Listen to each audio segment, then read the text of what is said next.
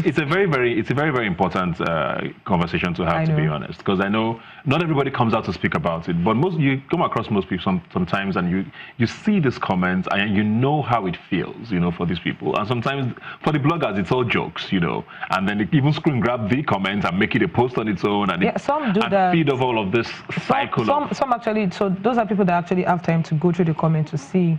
And the ones that are maybe interesting to them, they then post again on their platform. A lot of people do that. Some even go to other people's comments to get those screenshots and then put them on their own platform just to spite whoever the person is and all. But for us, we don't encourage it. Yeah. No, we don't. I hope so.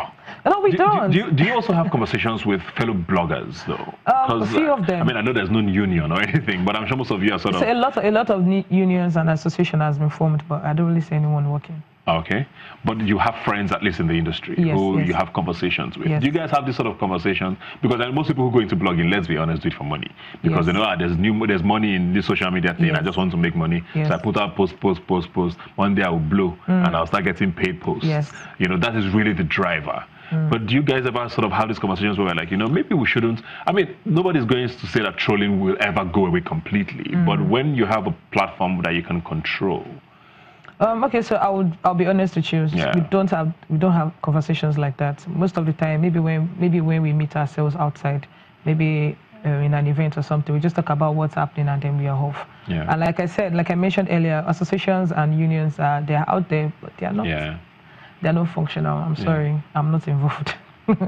When you joined the industry, the blogging sort of business, and you said about 8 years ago, I think at the time it was all Bella, Niger, and Linda. Yes, it was all Bella, Niger, and Linda, and then even a friend of mine introduced me into it. Like I said, I was on Facebook first before I started blogging, and then my friend told me, okay, rather for me to just put all of this information on Facebook, I can just open a free blog and then just run it. So he told me about Linda, and I was like, I don't know who Linda is. He told me about Bella. I said, I don't know who Bella is. I said, okay, go watch what they're doing, and then just learn from them. So.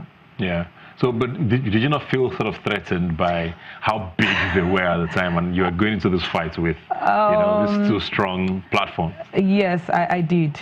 But for me, I just had to stay focused on what I was doing and also learn from people. And at a point, copy and paste was not doing it so well. So you just have to sit down. I just had to sit down to think about, okay, what exactly is it that I want to focus on, or what exactly is it that I want to feed my followers on? And then I started, I carved a niche, and then I just worked toward, and I worked on it, basically, so, yeah. And because a lot of people, I mean, it's sort of business that most people would want to get into. Yes. I mean, I know it's been a very tough journey, but it's also been an interesting one, I want to believe. So how would you describe the ride so far, getting up to where you are now?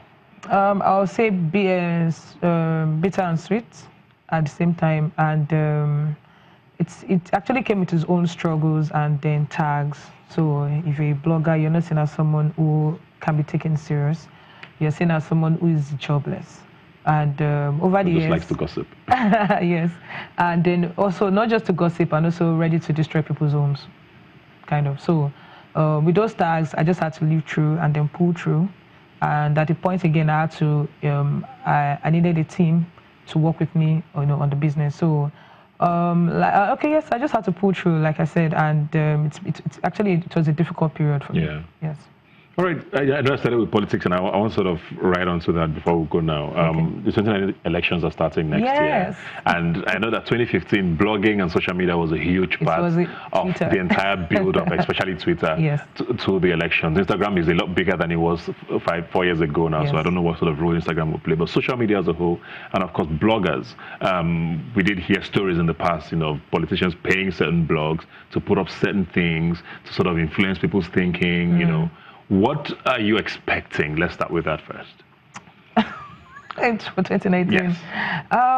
Okay, so regarding elections or pushing their... Let's start with regarding the elections. Okay, so regarding the elections, well, everyone has been promoting, get your PVC so that you have the right to vote the right person into, just to vote the right person in 2019. And also to make sure that you don't sell your vote. And then everybody's just trying to promote people to be active during the 2019 election. So, but for me, a lot of Nigerians are also, I think a lot of Nigerians are also aware about what's coming in 2019, and then everybody wants to know how these things are going to pan out, in 6 months' time, basically. So we're already counting down into election 2019. And your business? Do you get offered money? No, but once they come, it's business, strictly business. Basically, we're not supporting strictly advertising. Advertising. And you have no issues with that, regardless of who the candidate is? No. Okay. Strictly business. you wrote a book recently, didn't you? Yes, Tell us about this book, which is, of course, the main reason why you're here. Yes. I wrote a book titled Olorisupergal, From Social Misfit to Social Media Hero. And it's just to tell my story and to also talk about my journey. For a lot of people who see me or who know me, they just feel maybe so most people usually don't believe that this is real. Social media is real, or social media is here to stay. Being an influencer, a blogger, and all sorts is real. And like I mentioned earlier, people usually refer to bloggers as jobless. So a lot of things have changed over the years, and and the brand has also evolved.